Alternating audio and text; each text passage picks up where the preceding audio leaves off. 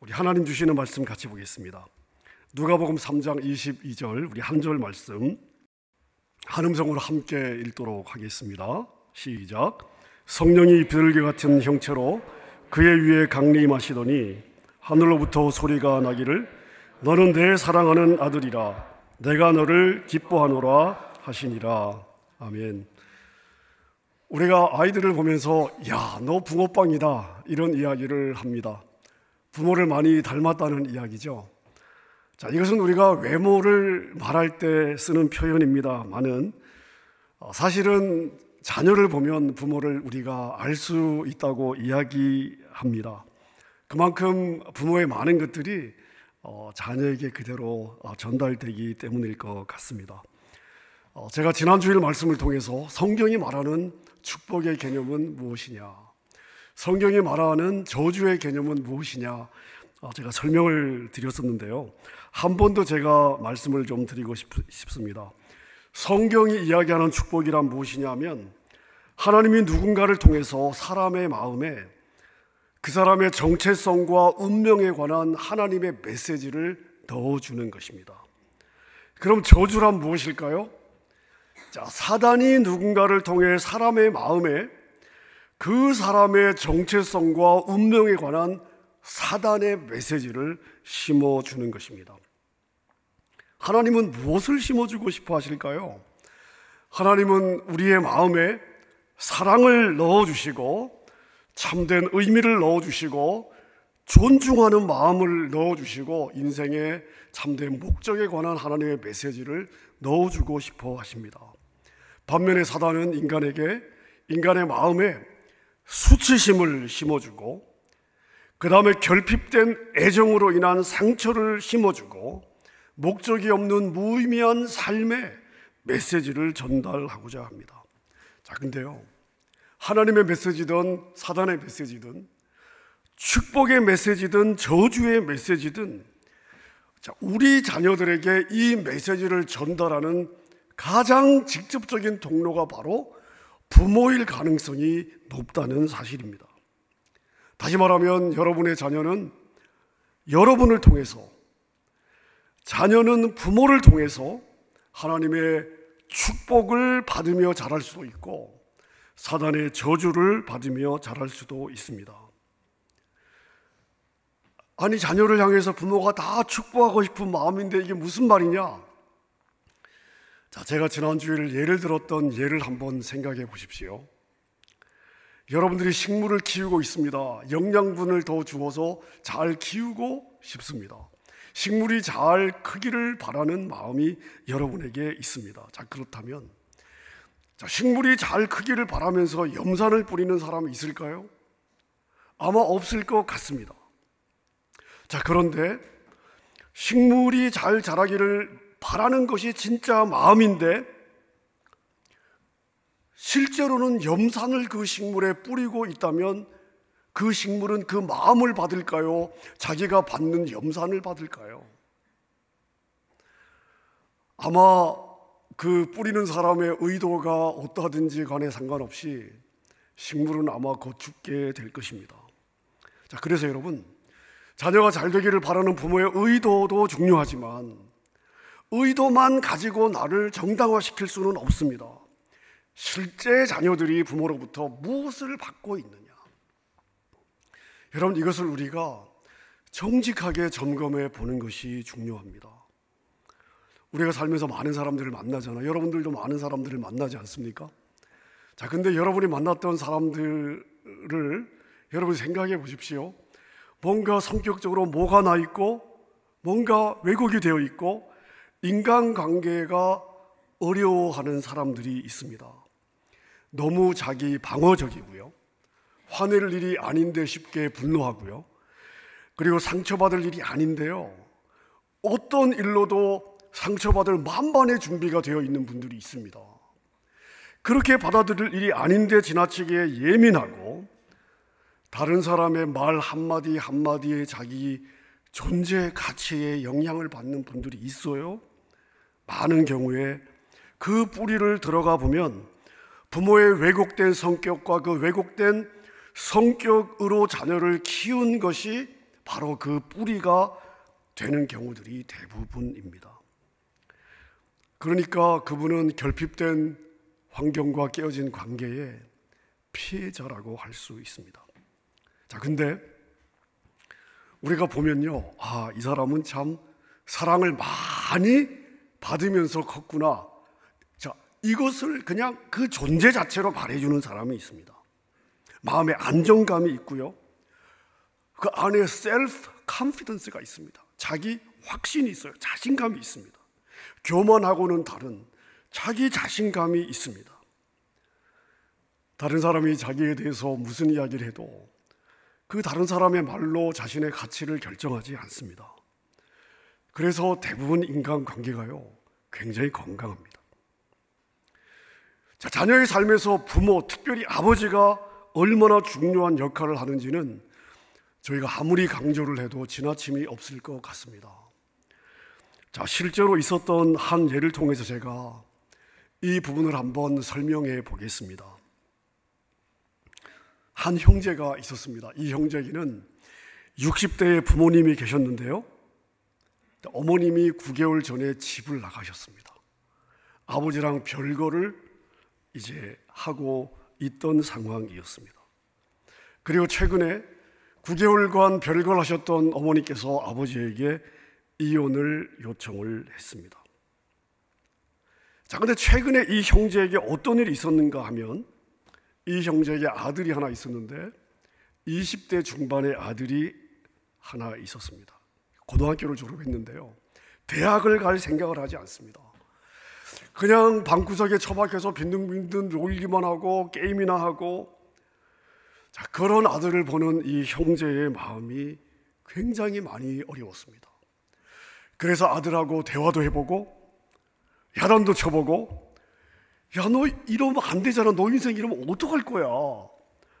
자, 아무리 이런 이야기를 해도 아들은 도무지 변화의 조짐이 보이지가 않았습니다.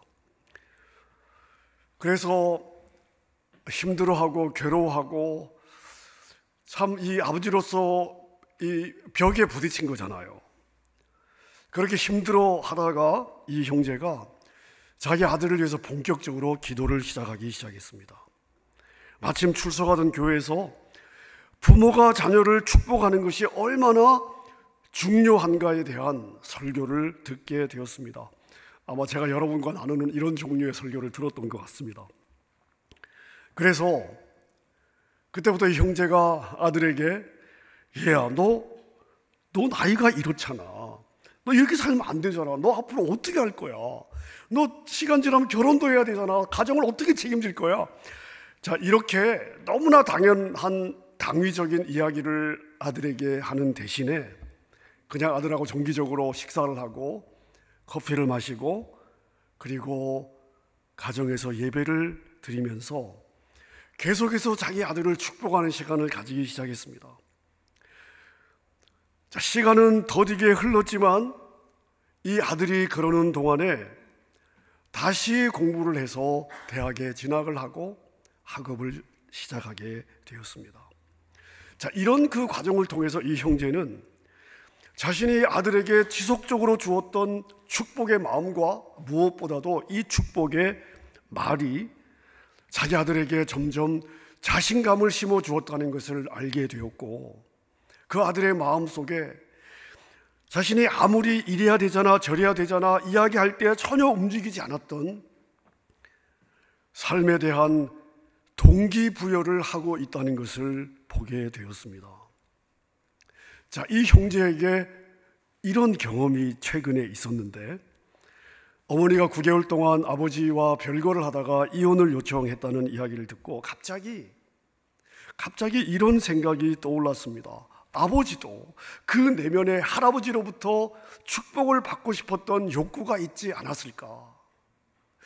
그런 마음이 갑자기 들어서 아버지를 놓고 기도를 이제 하기 시작했는데요, 기도를 하던 어느 날 어린 시절 아버지가 겁에 질려 떨고 있는 그런 그 마음을 가지게 되었습니다. 그런 모습을 보게 되었습니다.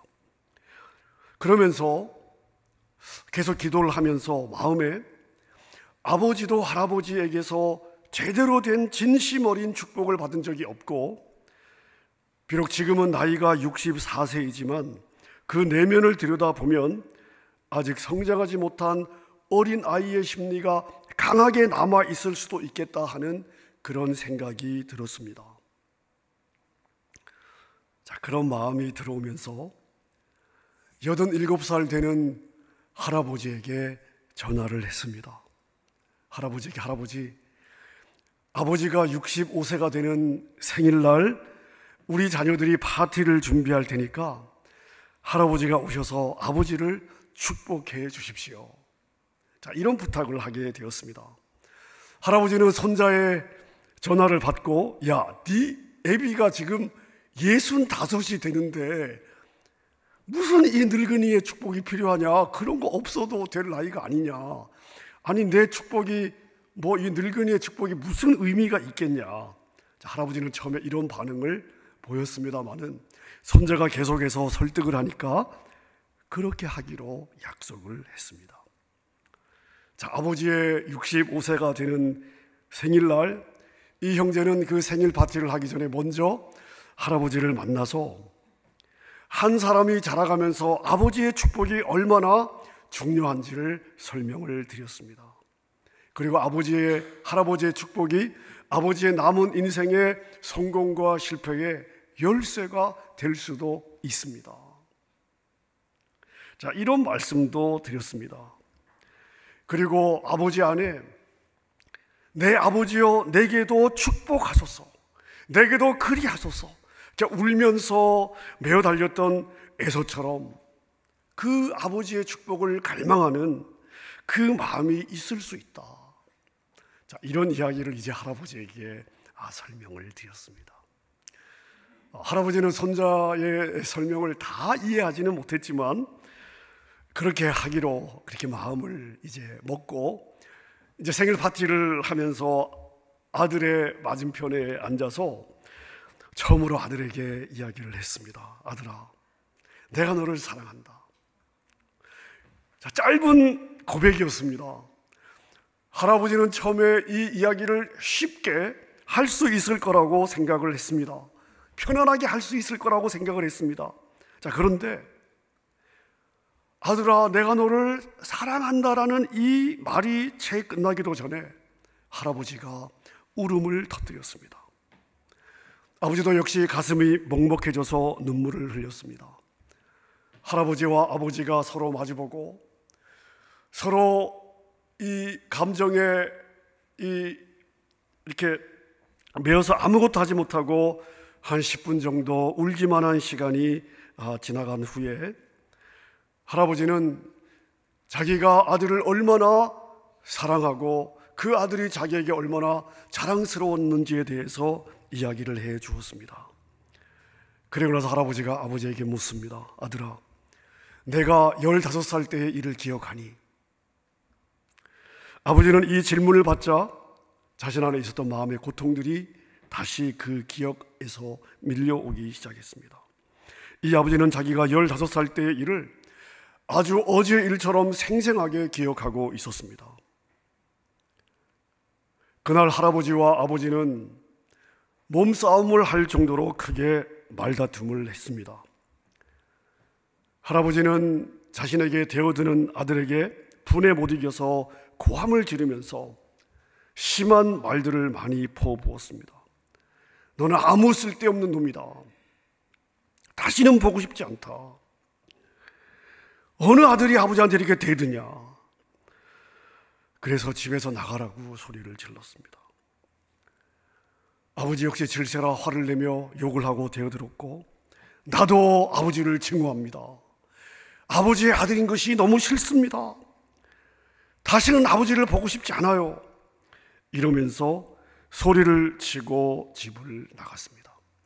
자, 이 사건의 계기가 되어서 아버지는 할아버지로부터 독립을 하게 되었는데, 아버지가 할아버지로부터 축복을 받으며 독립한 것이 아니었습니다. 물론 그 이후에 두 사람이 표면적으로 화해를 했지만 두 사람의 마음에 그 깊은 앙금은 여전히 풀리지 않고 있었습니다. 하지만 누구도 그 사건을 입 밖에 꺼내지 않고 있었고, 지금처럼 50년을 살아오는 동안에 그냥 없었던 일처럼 그렇게 두 사람이 살아온 것이었습니다. 그런데 그날 할아버지가 그 사건을 꺼내자 50년 전 그 아버지의 가슴에 응어리져 있던 증오심과 분노와 이 좌절의 마음들이 한꺼번에 기억 밖으로 튀어나왔습니다. 자신은 오래전에 아버지를 용서했다고 생각했지만 마음 깊은 곳에서는 고통이 여전히 남아 있었고, 그러고 보니까 진정으로 용서한 것이 아니었습니다. 50년이란 세월이 흘렀지만 그 부분을 열었을 때 골문 상처는 그대로 있었고, 그 고통 때문에 아버지는 할아버지의 가슴에 얼굴을 묻고 한참 동안 소리를 내어 울었습니다. 할아버지 역시 눈물을 그칠 수가 없었습니다. 마침내 울음을 진정하고 말문을 연 할아버지는 낮은 소리로, 아들아, 정말 미안하구나. 그날 내가 잘못했다. 그날 내가 너무 화가 나서 그날 내가 너에게 한 이야기는 진짜 내 마음이 아니다. 내가 속에 없는 이야기를 한 거야. 내가 감정을 이기지 못해서 아버지로서 너를 축복하는 대신에 내가 너무 모진 이야기를 너에게 했다. 못난 아버지를 용서해다오. 아들아, 사랑한다. 이렇게 용서를 구했습니다. 이 말을 들은 아버지는 더더욱 흐느끼며 울었습니다. 아버지의 울음이 끝나자 할아버지가 다시 아버지에게 말을 합니다. 아들아, 내가 잘못했다. 그때 내가 잘못한 거야. 아들아, 사랑한다. 나를 용서해 줄 수 있겠니? 네, 아버지 용서할게요. 저도 아버지를 사랑합니다. 그때 아버지에게 대들고 욕했던 것은 저의 잘못이었습니다. 저를 용서해 주시겠습니까? 물론이다, 아들아. 50년 전에 내가 너에게 했어야 될 말을 오늘 해야 하는구나. 너는 어린 소년이 아니다. 너는 어엿한 대장부다. 나는 내가 심리적으로나 영적으로 성인의 정체성을 가지고 바로 서도록 내가 마음을 다해 너를 축복한다. 자, 그렇게 파티가 끝났습니다. 그 이후에 얼마 지나지 않아서 아버지와 어머니의 관계도 기적같이 회복이 되었습니다. 집으로 돌아온 어머니가 얼마 시간이 지난 후에 아들에게 이런 이야기를 합니다. 아들, 너 아버지에게 무슨 일이 있었니? 나는 이제 마침내 내가 결혼했을 때 기도했던 바로 그 남자를 찾은 것 같다.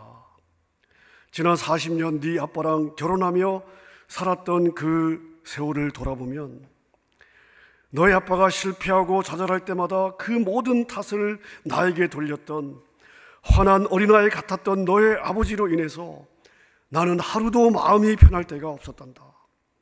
그런데 지금은 두려움과 분노, 좌절과 원망이 모두 사라진 건강한 남편을 다시 되찾은 것 같구나. 형제는 그리고 나서 얼마 후에 할아버지와도 더 대화를 나눌 수가 있었습니다. 할아버지는 아버지의 축복이 자녀의 형통한 미래를 여는 열쇠라는 것을 내가 진작에 알았더라면 얼마나 좋았을까. 아들이 이렇게 늙어버린 후에야 깨닫게 되었다니 정말 세월이 너무 원망스럽고 후회스럽구나. 내가 이걸 알았더라면 내 사랑하는 아들에게 족쇄가 되어 있었던 나의 그 모진 말들, 나의 잘못들을 더 빨리 뉘우치고 아들에게 축복의 길을 열어줄 수 있었을 텐데 너 때문에 이제라도 하게 되어 너무 기쁘고 너에게 고맙구나. 여러분, 제가 말씀을 준비하면서 조금 전에 나눈 이러한 이야기를 읽었습니다. 자, 근데 이 이야기를 제가 읽으면서 갑자기 예수님이 사역을 시작하시던 장면이 생각이 났습니다. 자, 예수님께서 30년의 이제 그 가정에서의 생활을 마치고 공생애를 시작하실 때 예수님 그 공생애의 출발이 되었던 사건이 있습니다. 예수님께서 요단강에서 세례 요한으로부터 세례를 받으신 사건입니다. 자, 예수님이 세례를 받으시고 요단강에 담기셨다가 올라오는 순간에 하늘이 열렸습니다. 하나님의 영이 위로부터 임했습니다. 그리고 하늘로부터 예수님께 축복이 선포가 되었는데, 그 선포된 축복의 말씀이 바로 오늘 우리가 읽은 누가복음 3장 22절의 말씀입니다. 제가 다시 한번 읽겠습니다. 성령이 비둘기 같은 형체로 그의 위에 강림하시더니 하늘로부터 소리가 나기를 너는 내 사랑하는 아들이라 내가 너를 기뻐하노라. 자, 여러분이 잘 아는 구절입니다. 자, 여러분은 이 구절을 읽으시면서 어떤 생각이 드십니까? 저는 이 구절을요, 너무 잘 아는 구절이고요, 그냥 당연하게 받았던 구절인데, 제가 준비하던 이 설교의 컨텍스트 속에서 제가 이 말씀을 다시 묵상을 하면서 저에게 이런 생각이 들었습니다. 예수님도 사역을 하면서 아버지의 축복이 필요했구나. 예수님도 사역을 시작하면서 아버지의 축복이 필요했구나. 아버지의 축복은 새로운 사역, 새로운 삶을 시작하는 예수님께 너무나 필요한 열쇠와도 같은 것이었구나. 이런 생각이 들었습니다. 여러분, 그 하늘에서 예수님께 선포되었던 이 축복의 내용, 이 축복의 표현을 여러분 한번 보십시오. 너는 내 사랑하는 아들이라 내가 너를 기뻐하노라. 자, 여러분들의 자녀를 축복할 때 여러분들은 어떤 표현을 사용하십니까? 사실 우리 한국 부모가 자녀들에게 쓰는 그런 표현은 아닌 것 같습니다. 자, 그런데 이 표현이요, 예수님 당시의 유대 가정에서 아버지가 자녀를 축복할 때 늘 이런 표현을 썼다고 합니다.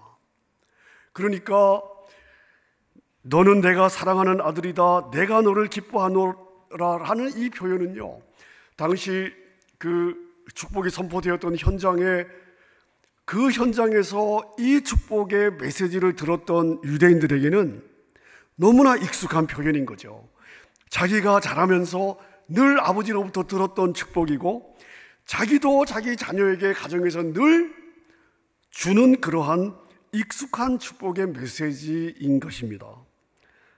근데 여러분, 이 축복의 메시지가 예수님께는 좀 더 특별한 의미가 있었지 않았을까 하는 생각을 해보았습니다. 예수님의 아버지는 누구십니까?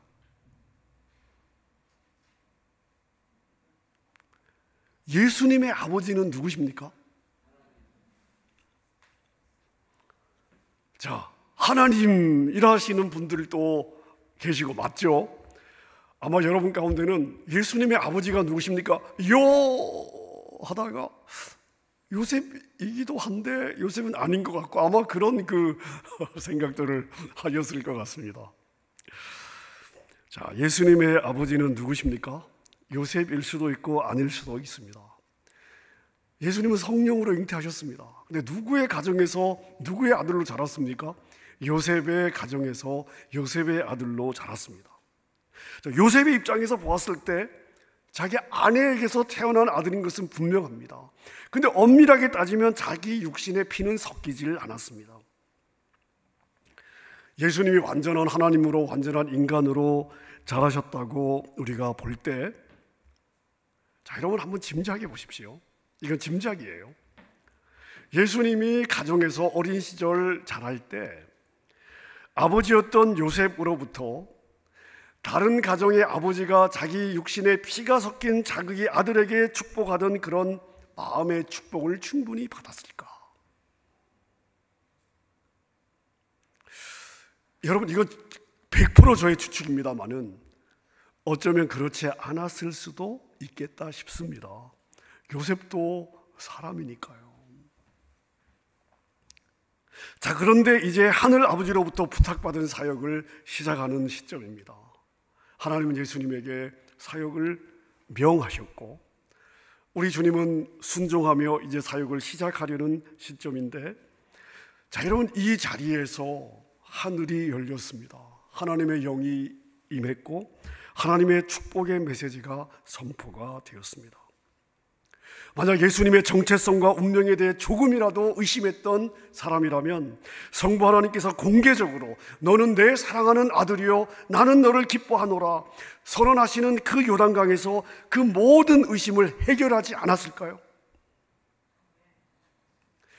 예수님은 하늘 아버지의 이 축복으로 자신이 누구인지, 어떤 부르심을 받았는지 자신의 정체성을 다시 한번 확인하고 공생애를 살아낼 힘을 얻으셨으리라 짐작해 볼 수 있습니다. 자, 예수님도 새로운 사역, 새로운 삶, 사명을 감당하기 위해서 아버지의 축복이 필요하셨다면 여러분의 자녀들에게 여러분의 축복은 얼마나 더 절실하게 필요하겠습니까? 우리가 살고 있는 이 현대 가정에서는 이러한 축복의 문화를 발견하는 것이 쉽지는 않습니다. 특별히 제가 볼 때 우리 한국 문화는요, 칭찬하는 문화가 아니에요. 우리 한국 문화는 축복하는 문화가 아닙니다. 우리 한국 문화는요, 지시하는 문화입니다. 부모가 기준을 정해놓고 자녀를 푸시해서 끌고 가는 문화이고요. 자, 자녀가 그 부모의 기대대로 살아내면 칭찬하지만 자녀가 그 부모의 기대대로 살아내지 못하면 혼이 나는 그러한 문화입니다. 그런데 어느 자녀가 몇십 년을 더 산 그 부모의 기대만큼 살아내겠습니까? 그래서 여러분, 우리 문화는요, 늘 부모에게 혼나는 문화입니다. 부모는 물론 잘 되라고 혼을 냈겠지만 우리의 문화 자체는요, 칭찬하는 문화가 아니죠. 축복하는 문화가 아닙니다. 지적하는 문화이고 혼을 내는 문화이고 푸시하는 문화입니다. 자, 우리 모두는 아마 거의 예외 없이 그런 문화에서 자랐을 것 같고요. 자, 여러분의 자녀는 어떤 문화에서 자라고 있습니까?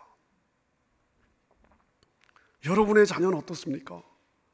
어떤 문화에서 자라가고 있습니까? 제가 질문하고 싶습니다.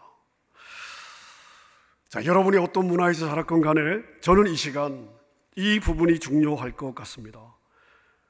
하나님은 여러분을 사랑하시고 하나님은 예수님을 그 요단강에서 축복하셨던 동일한 마음으로 예배하는 여러분 한 분 한 분을 축복하는 줄로 믿으시기를 바랍니다. 오늘 하늘 아버지는 여러분에게 말씀하십니다. 너는 혼자가 아니다. 너는 애비 없는 고아가 아니야. 내가 너의 아버지다. 나는 너를 떠나지 않아. 나는 결코 너를 버리지 않는다. 나는 너의 모든 여정 가운데 함께 할 것이다. 너는 내 사랑하는 아들이야. 내가 너를 기뻐한다. 하늘아버지의 이 풍성한 사랑으로 인해서 여러분의 삶의 무거운 짐이 내려지는 시간이 되었으면 좋겠습니다. 여러분 안에 있는 과거에 누구로부터 받았던 아픔과 상처와 좌절과 분노들이 다 녹아지고 치유되면 좋겠습니다.